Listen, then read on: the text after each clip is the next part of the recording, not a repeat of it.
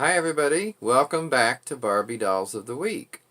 This week I want to show you three wonderful dolls from the 80s, which as you know, if you're a regular viewer, is my favorite time period for Barbie and when I started collecting her. So I want to start with this one, which is I believe from 1983, if my memory serves me, and that is Loving You Barbie, as you can kind of tell by the outfit. Um, I always love this doll. I think it's a bit different than some of the others. If you look at the face, it's a very beautiful face, I think. I liked that the earrings and jewelry had that red tone to them, not just the clear. It was just something different. I liked the clear or diamond looking jewelry, but and then this outfit is cute. I love the puffy shoulders or poofy and this skirt. Now, I'm not the biggest fan of the little hearts, but it fit her uh, character or her theme of loving you. It just to me goes a little overboard, too literal. But I do think it's pretty, and I just would have loved to see something without the hearts. Or maybe a couple little hearts, but not like the whole thing. So, but anyway, I'm not complaining because I just love the doll. I'm just saying to me that would have made it even better. It's just a slightly different version. By the way, these shoes are on her. I'm not sure those are the shoes she came with or not, but anyway, if somebody knows, let me know.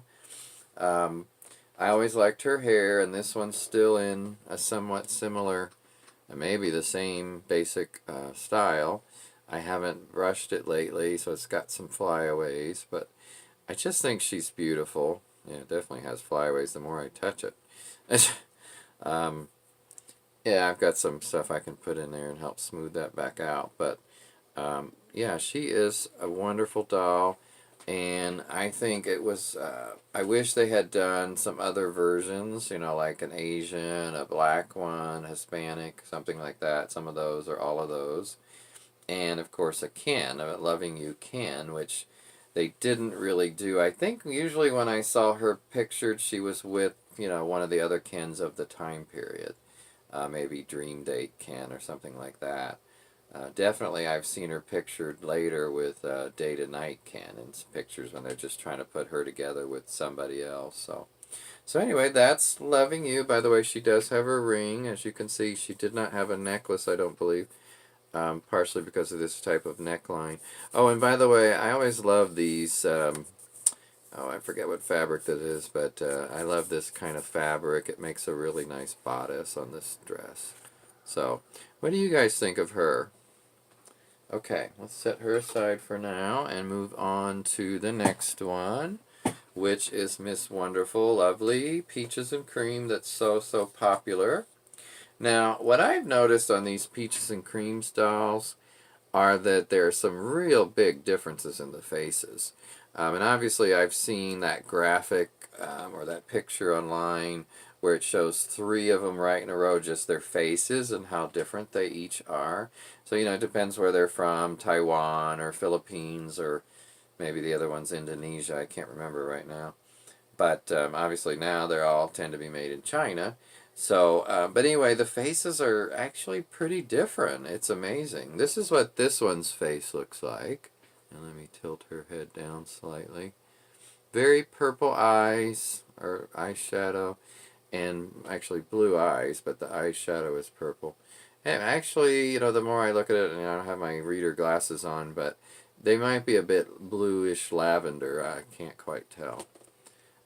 She also, of course, has a very pretty face. She has her regular earrings that I like so much, these type of earrings, her ring, and she does have a necklace. It's kind of the small kind that doesn't come down very far.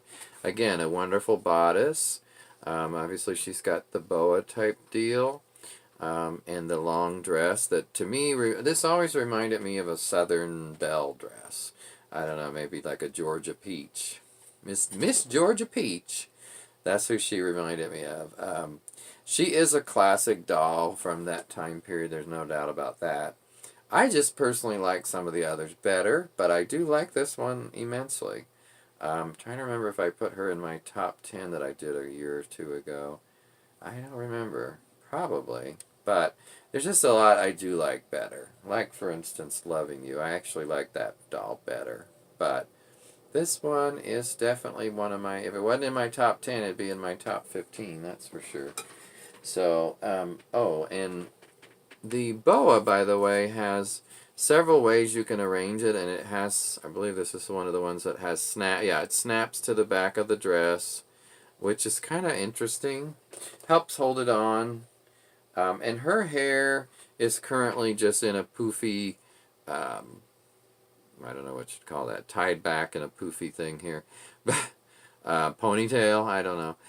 But anyway, this could be styled in so many ways, of course. It doesn't have to be. But I think when a doll like this is wearing this boa or this stole, whatever you want to call that, it's just easier when the hair is up. I mean, it would kind of look interesting if she had an updo too, but right now she doesn't. A lot of times, when I want to do an updo, I do something that kind of works with the hair as it already is. And, this is just kind of showing you what I mean. But there's just all kinds of ways you can do it. I mean, that wasn't really an updo, but that's what I mean. It could lead to an updo. So, okay, there's Peaches and Cream. Let me put her back over here. And then the last one today that I want to talk about is Miss Dreamglow. Miss Dreamglow 1980 something. These all reminds me of pageant queens, By the way, she has a thing of hair, ponytail of hair tied already behind her, and then the one on top. I think it's a very interesting hairstyle, and especially in the front, I absolutely love this hairstyle. And if you look at the side over here, it's just, and I'm so glad it's still in its original style, basically. I've probably put a new rubber band in it, but yeah, and she has her same earrings. And let's see, she's missing her ring. I don't know what happened to it, but it must have fallen out at some point. This is not my original Dreamglow. I got this one later. So, yeah, I think it was missing the ring when I got it. Her dress is in pretty good condition. Some of you might remember that the other one that I have, there's some kind of stain on part of the dress. Like, I don't know what it was from. It might have even been wax. I don't remember. So, but anyway, hers is in pretty good condition, and it ties in the back. I had one that was knotted, and I couldn't get it out anymore. But this one is not. The dress, let me take her off the stand for a minute. By the way, I love these Kaiser stands. It took me years to get these, but man, they're nice. They really hold dolls well. Her dress in the back, I just wanted to show you, it's got this kind of flouncy deal here, and the snap right there. But this part, the bottom I have to say, and I've said this before, I'm sure, is my least favorite part of the whole outfit, because I don't like these, layers. And, again, we've got, that one had hearts, this one has stars. But this is supposed to glow, when you turn off the light kind of thing. So that's fine, but I just don't like these things here. I think it would have been better without that, the stripy things. They're not horrible, but, it's not my favorite. This is one of my least favorite gowns from the 80s. But it's still better than a lot of what's produced today. It's just, to me, a little where they started to go over the top a little too much. I mean, when you look at something like this, is what I'm saying. To me, it's a little more controlled as far as the size and things like that. But then when you get to this one, it's gotten a lot bigger on the bottom. I mean, you could put a cupcake under here, really. And I see sometimes dolls like this at grocery stores in cakes, and that's what this reminds me of. It would be on top of a cake, and actually this would be icing. But yeah, that's where I think they went a little overboard with this one. But believe me, the face and the hair make up for it. And I don't know if you guys hear this, but this is kind of a pet peeve of mine where people say, well, people who don't collect Barbies say they all look identical, at least the blonde ones, I mean. But when you look at these dolls and you really look at the faces, they sure do not look identical.